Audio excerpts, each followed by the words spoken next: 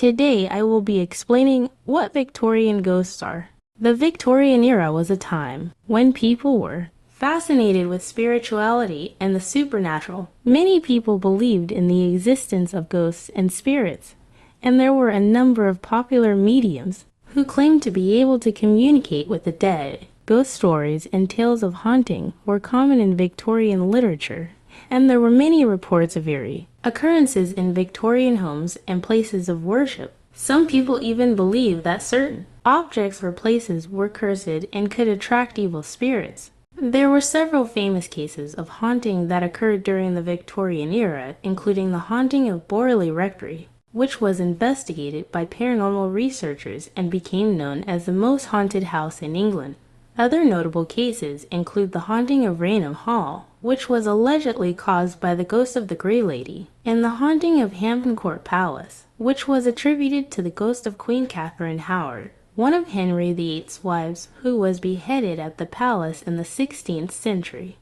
These cases helped to fuel the belief in the existence of ghosts and the supernatural during the Victorian era. In addition to personal accounts of haunting, the Victorian era saw a rise in the popularity of seances and the use of Ouija boards and other devices for communicating with the dead.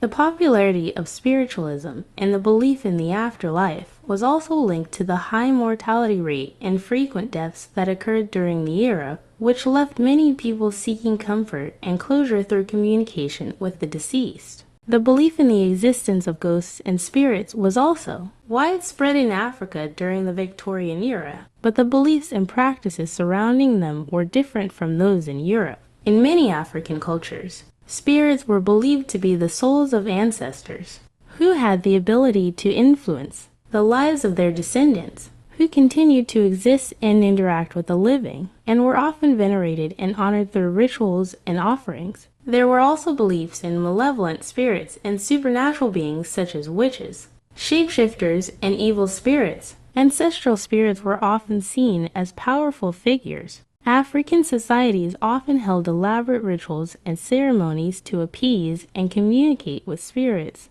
and there were also individuals who were believed to have the ability to see and communicate with spirits, known as spirit mediums or shamans.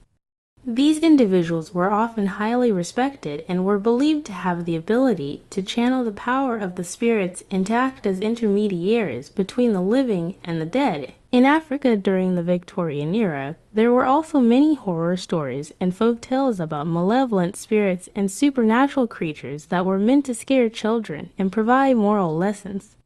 These tales often featured characters such as witches, demons, and shape-shifting beings, and were told around the campfire or by elders to younger generations.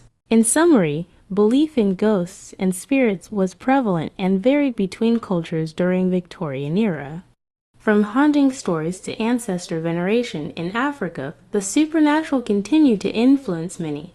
Whether genuine or folklore, ghost tales remain fascinating today. That is all I have for this video. I wish you a good day or night.